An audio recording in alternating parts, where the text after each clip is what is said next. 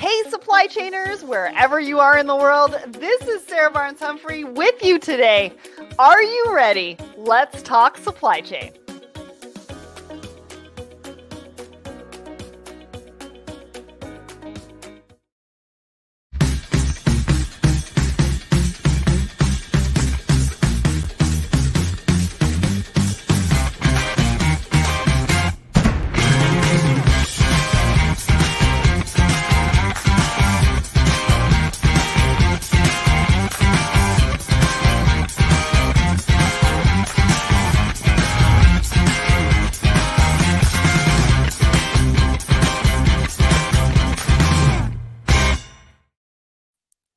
Hello, everyone, and welcome to Thoughts and Coffee. My name is Sarah Barnes-Humphrey. I am the founder and host of Let's Talk Supply Chain, as well as the Blended podcast, and also the founder of the Blended Pledge. Now, we just heard from our sponsor, Fastenal, and now Emerge is proud to partner with Thoughts and Coffee to elevate our combined focus on empowering and growing meaningful relationships in the freight industry. The first and only freight-specific RFP platform, Emerge is reinventing freight procurement by offering solutions that enhance the spot and contract procurement process, enabling shippers to make the most strategic decisions possible, saving invaluable time and enhancing productivity. Learn more at emergemarket.com/thoughts and coffee. All right, we've got a really great show for you today. Nicole Verkindt, who is a friend of mine, friend of the show, she is on a new journey in grocery delivery, and I can't wait to talk about it. And we're also going to be talking about how butter might be creating some holiday disasters. And so much to talk about in logistics and delivery and grocery delivery and what's going to happen with holiday season. But first, we're going to talk a little bit about what is happening with Let's Talk Supply Chain. So we have a brand new episode for you. And of course, it's the first Monday of the month. So we are featuring a woman in supply chain, and it's our very own Naomi. So if you guys don't know this, Naomi actually writes all of the blogs for our Woman in Supply Chain series. And so really, really excited to have her as a part of the Woman in Supply Chain podcast series and talk all about her journey. She's got tons of advice for the next generation. She talks about mentors. She talks about what she does in her local community as well. And so it's just a really, really great episode. So go and check it out wherever you subscribe to the show. It's episode 295. And you can also find it on letstalksupplychain.com, as well as our Let's Talk Supply Chain YouTube channel. Plus, we've got a new follower of the month, which we are going to announce later this afternoon, but I'm going to tell you right now, Cole Sales is our follower of the month. Just waiting to hear back from him as to which Let's Talk Supply Chain mug he would like to receive. So congratulations to Cole. Now, what else is happening? We've got a brand new survey out. So we do a survey about every quarter because we want to hear from you, right? We want to make sure that everything we're putting out on social media and in our podcasts and things like that are what you want to hear, what you want to read, what you want to see. Now, this particular survey is about a peer learning group. So we are taking a look at some of the things that are within our community right now and what we can do that's different that can bring some value to you as a community. And so we'd love to get your feedback on what a peer learning group would look like to you, what the success of that would look like. And so we've just put the link in the comments. So if you can go and check that out, there's also some prizes to be won. So we're giving away some Let's Talk Supply Chain merch to 2 people who fill out this survey. So go and check that out as well. Next, I need to figure out this. There we go. So on Friday, we've got Log Tech Live with Eric Johnson. We're going to put the link in the comments for you as well, because we'd love for you to attend this session.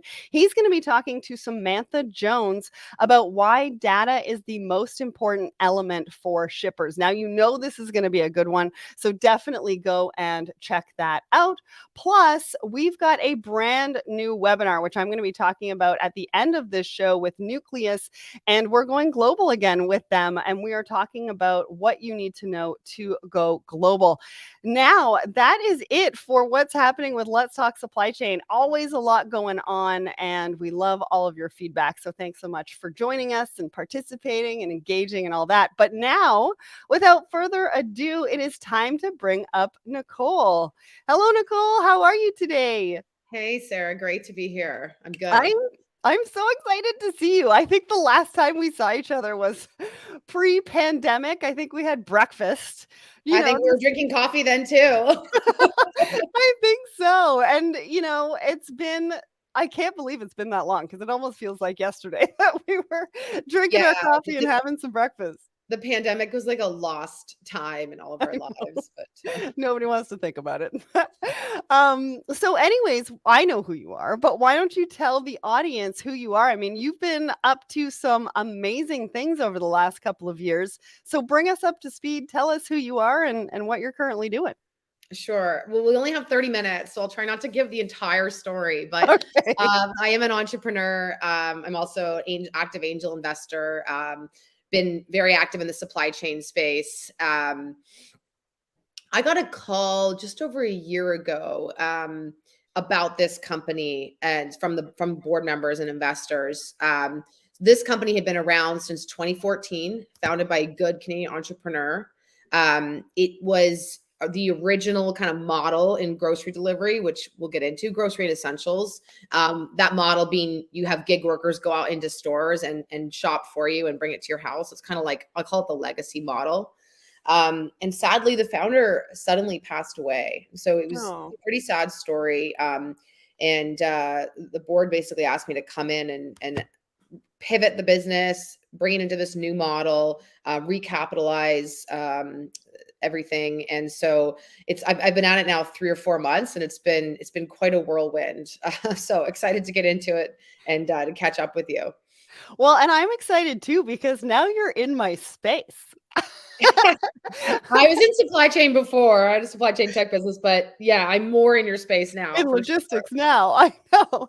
And I guess we should probably tell the audience a little bit about how we met. So you keynoted at a conference that I had chaired for FIT, the Forum for International Trade Training. And I went up to you afterwards and I was like, how do you do that? How do oh my The gosh, we'll keynote, right? give it a show. Yes, I was doing a lot of keynoting in supply chain and all sorts of things, entrepreneurship, etc. Yeah, and I just went up and I was like, "I really wanna meet you and just wanna know how you actually get up on stage and actually speak."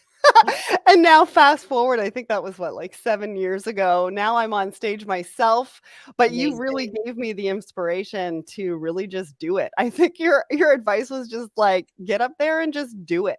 Good on you. And I love that. I love that. I just want to give a shout out over on my personal page. We've got Gassan, we've got Mark, we've got Amal, we've got Linda, and so many other people over on my personal page.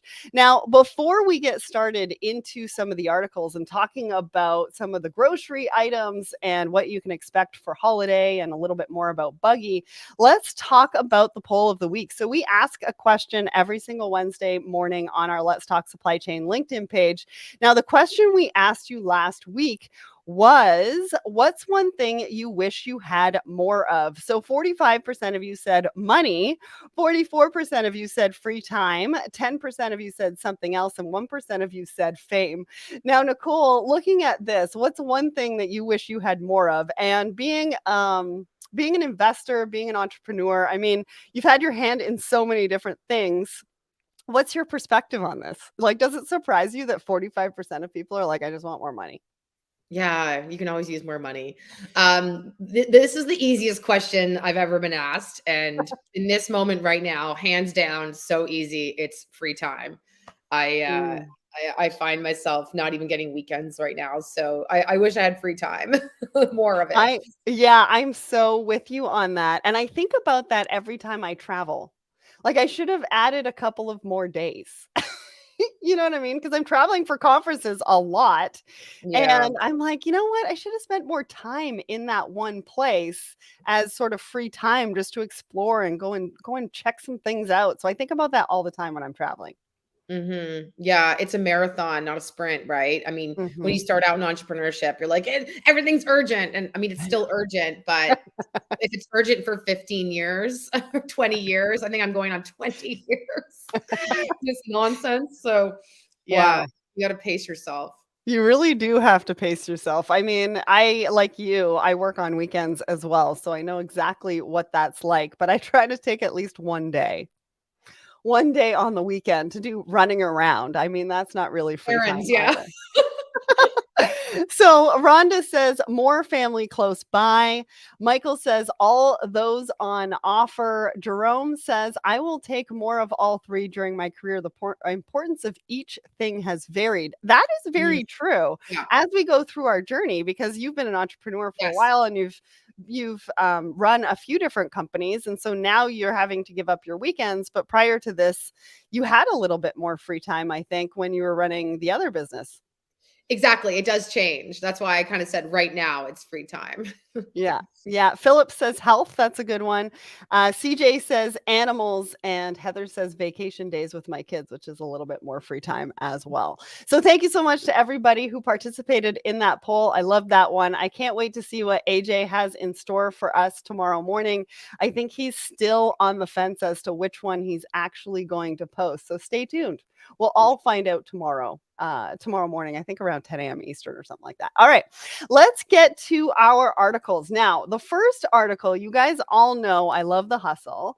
And whenever they have stories that are even close to supply chain, I definitely want to highlight them on Thoughts and Coffee. And now, because we're talking about grocery delivery this morning, I really wanted to talk about this particular article. Now, if you're a baker, or if you're somebody that likes to bake even just at holiday time, they are actually saying that butter is spelling a holiday disaster because of inflation, because of the rising costs. There's a reduction in cows, and apparently, milk is down 1% in June, and it's creating bakers to hoard butter right now. So if you're a baker, run to the store, grab as much butter as you can. No, I'm just kidding. But you do want to be aware of this as you're going into the holidays. Now, Nicole, when you saw this article, what did you think about this? I mean, you're in grocery delivery, so I'm sure you're finding shortages all the time. First of all, let's not create another panic. That's true. Toilet So paper. I have actually shifted our model to be a retail store. So we're not so much just delivering. Our legacy model, yeah, that was a problem. You get to the store and if something's out, it's an issue. But it's really a sourcing thing now. So it to me, yes, there's a shortage, but it's supply and demand, right? That's just going to increase the price you have to source something for and some what people are going to have to buy it for. It does surprise me because we have seen, I mean, I've seen it, we've seen such a shift into the dairy alternative products as well. So it Yeah. kind of surprises me that there is a shortage here. The demand that we're seeing for, and the best part of what I'm doing right now is all the taste testing and trying samples. Sure. It's pretty disgusting. Like I'll be eating caramel popcorn samples at 10 a.m. But tasting a lot of like dairy-free butters and margarines, Oh, cheeses, and all that kind of stuff because there is a lot of demand for that category. Like oat yep. milk is one of the number one things that we're selling. Yep. So it does surprise me because I've seen demand in the butter alternatives. But to your point, holidays, it's all about baking. I mean, Thanksgiving's coming up here in Canada and everybody kind of craves that like real proper like pie with the real butter. You know what I mean? It's not the same. So Mhm. um yeah, there's a lot of funny things going on right now, and everything is correlated, and a lot of stuff isn't making sense from a macroeconomic perspective. Like we're Mhm. entering a recession because of interest rates, and yet you can't hire people. It doesn't. There is stuff that doesn't make sense. That anyone who studied economics in university, I did.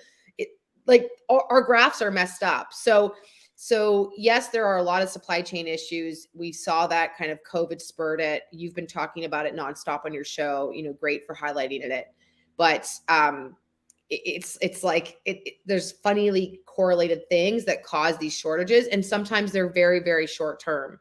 So at the end of the day, it's really just going to affect price. And as price, we saw with fuel, right? As price Mhm. starts to go up, it motivates behavior on the supply side. And so hopefully that eventually levels things out.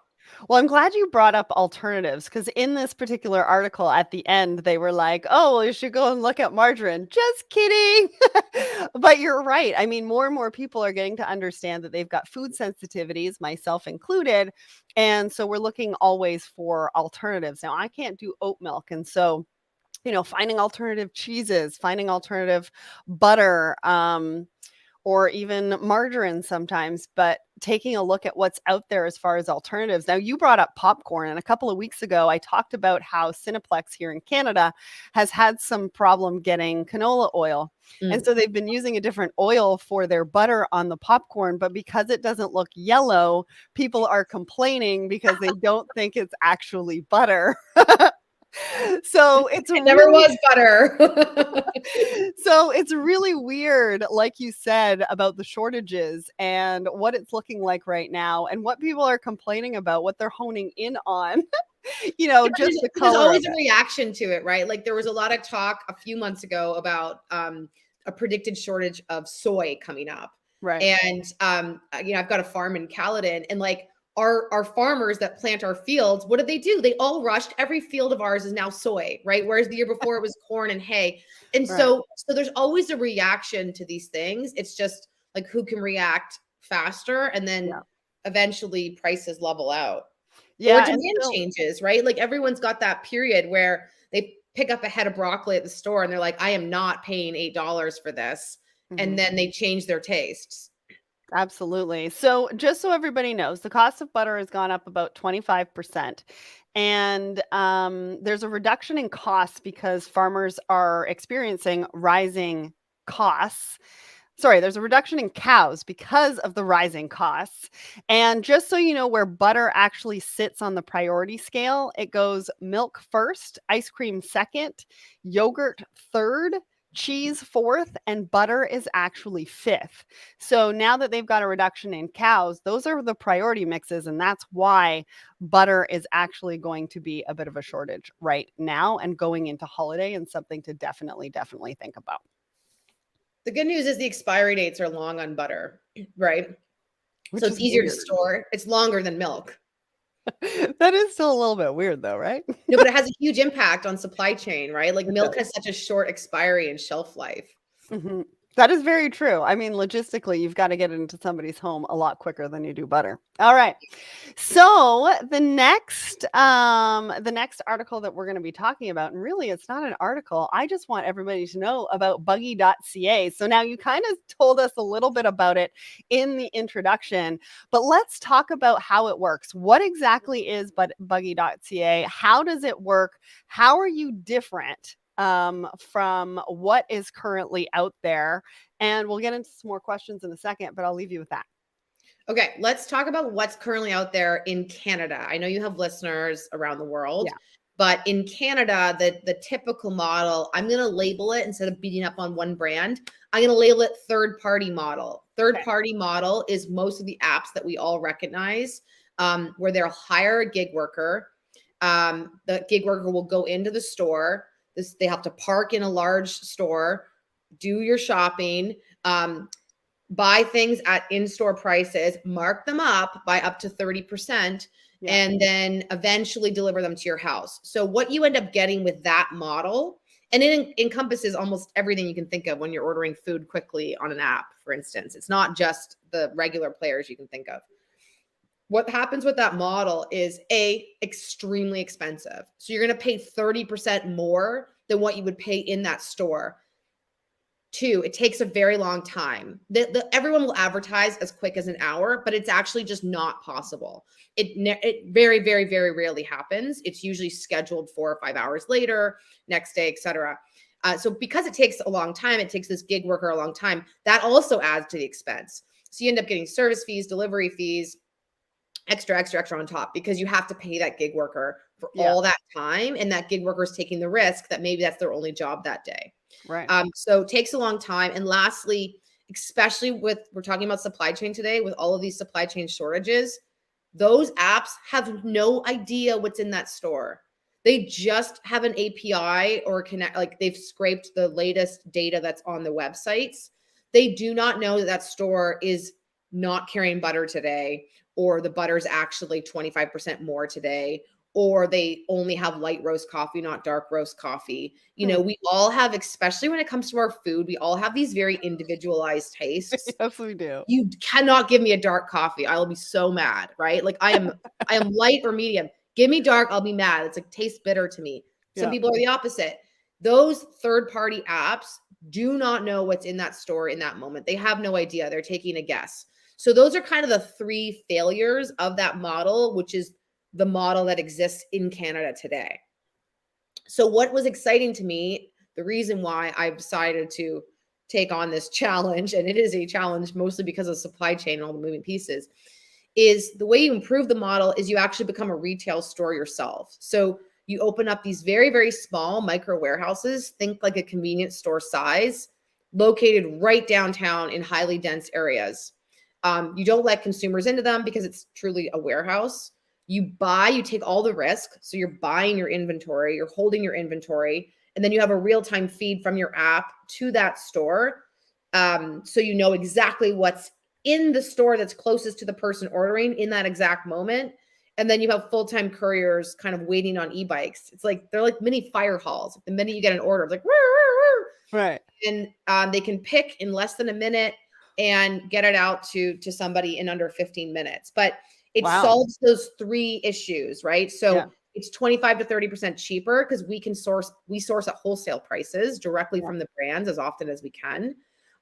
We know exactly what's in the stores. We never substitute. And then we can get there super, super quick because that's all that warehouse does. It's not like somebody has to drive there, park, go through rigmarole. Yeah. Amazing. And I like that model. I mean, I'll give you an example. So this weekend I went to Sephora to go and pick out a product, but they had discontinued actually carrying it in that store. And it would have been nice to have known that before I actually drove there to get it. And so your model is really touching the consumer at point of purchase to let them know, A, if prices have gone up, B, what you have on hand, because that was one thing that I wanted to ask you with all of these shortages. Like I was just talking to somebody on the weekend, kids medicine, you can't get it. And if you can get it, somebody's buying all of the bottles on the shelves because they don't want to be out of it either. And so how are you dealing with some of those shortages? How do you let somebody know whether you have a product or you don't have a product? Because that's a lot of what goes into some of these delivery companies is the back and forth. That's what eats up a lot of their market. Annoying. It's so annoying. You and I are both busy, pre-Buggy, I'd be in the middle of my workday and I would start, adding stuff into a grocery cart because I just was remembering what I needed. Yeah. Then you're in a meeting, you're in another meeting, you're on a Zoom call, and then they start calling you. Like they're calling you like, you know what? Let me just do it. Right. Annoying, this back and forth. And that's what I talk about with the substitution. So in our case, we'll never show it to you if it's not on the shelf in that little warehouse that's very close to where you're located in that exact moment. That's the technology, right? That's the real time. Yeah. If it hasn't been received and it's not on that shelf in that store, you'll never see it in the app. But to answer your question, like, how do you react to these shortages? I mean, we're constantly tracking and trying to see. It feels like every other week there's something new, right? A month ago it was sriracha. And now we're talking about butter. And children's medicine, of course. Mm-hmm. So that is the nice thing about being on a small team that's entrepreneurial. We can move really quickly and source it from somewhere else, and somebody else will carry it. It's just a matter of what price you want to pay, right? Yeah. So we have been able to react pretty quickly on stuff that we think there'll be shortages of, but it's just the consumer will never see it if it's not there, and that to me is the key because. This is a silly example, but you wake up one morning and you want to make an omelet. So you go through all the time, you put every little thing in your cart to make the omelet. And then the shopper goes in the old model to the store and the eggs aren't there. So they bring you everything else. Well, now you get it. And you're like, great, I guess I'm making a stir fry for breakfast. And you have to leave your house and go shopping anyways. So that it sounds stupid, but that one little, the inability to know exactly if everything's there, it can destroy a customer experience to the point where they'll never do it again. Yeah, and they'll never come back, right? Well, and so what you talked about was how you compete in the market. And that brings me to our next article or our last article, because it talks about demand for grocery delivery cooling as food costs rises. So some of the percentages in here, August 2019, it says $500 million were spent on grocery delivery. June 2020, it went up to $3.4 billion.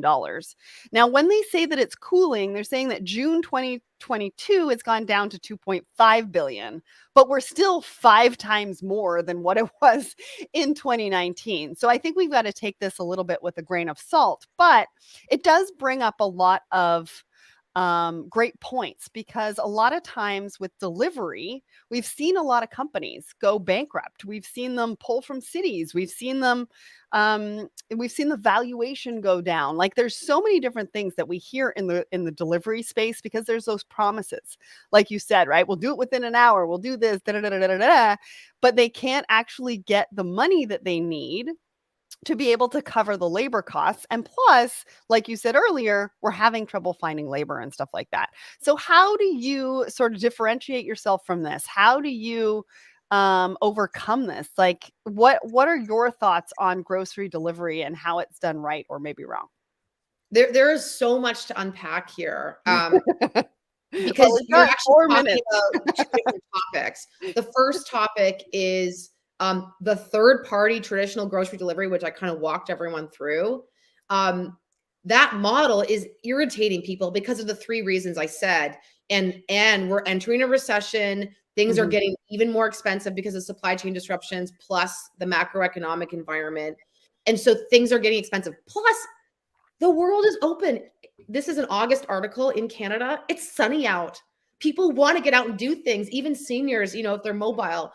So you have the weather, you have the fact that it's gotten super expensive, the fact that the actual traditional grocery delivery model is a bad customer experience, and people lose trust in the model because they didn't get eggs for their omelet.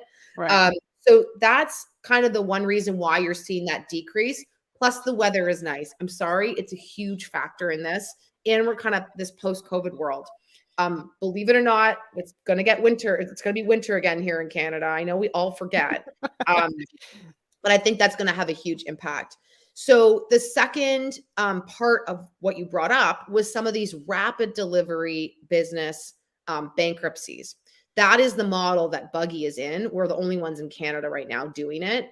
But there are companies that got very, very big during COVID in Europe and the US. Let me be clear, consumer behavior has completely changed to this model. They have taken upwards of 20% of grocery store business in Europe to this rapid delivery model, the model I'm describing, where you have little micro dark stores, full-time couriers, etc. What happened Wow. was, as like Canada, of course, was the last to innovate. Like, we're the last ones to get this now. What happened was, it was so hot that so much venture capital, and there was so much capital when interest rates were zero, Mhm. that went into this business. These businesses were giving people $100 coupons. Huge. They were paying hundreds of dollars to acquire one customer, who Wow. would often leave and go to a competitive rapid delivery business. Like, New York is the perfect example. The other one that you brought up that did go bank, that was a Russian oligarch owned business that the war in Ukraine basically halted. But anyways, the fact is, this market, you can't deny how much consumers have changed their behavior to it. But what happened during the macroeconomic environment when interest rates were zero was that so much capital went into them Yeah. that they were just burning huge sums of cash to acquire customers, and customers were just basically couponing it, like just getting the $100, $200. I mean, who wouldn't? Yeah. So anyways, very interesting space. And I think those are the reasons why you're seeing that small decrease, but it's shifting from models. Yeah, and I think the other thing too is, like, you're a supply chain person and you're running this and right? I think that's a really big difference. I think we've got companies that come into this space, don't understand supply chain, don't understand logistics, and then they run into these issues. Yeah. And we're So, a retail business, not just delivery. That's the other right. key. Yeah. So we're coming to the end of the show, and I just want to let everybody know what we're doing. So, again, we've got this Nucleus webinar about going global and how you can drive growth and grow global in your business. So, come and check that out on October 13th. I'm going to be in Chicago also on the 13th for the Woman in Logistics Redwood event. So, come and join us there. Reuters is in Texas for the Logistics Technology event November 15th to 16th. Plus, we've got Forge Engage Procurement Foundry November 2nd to 3rd in Las Vegas. I will be there. Super excited to see you all. And then we've got the Woman in Supply Chain Forum, where I will be keynoting November 8th and 9th in Atlanta. So can't wait to see you all. Hopefully you can join us at one of those events. Nicole, this has been amazing. Thank you so much for joining us. Thanks for sharing all your insights with us today. Thank you for having me. Good luck in your keynotes. Thank you. And everybody, have a great day.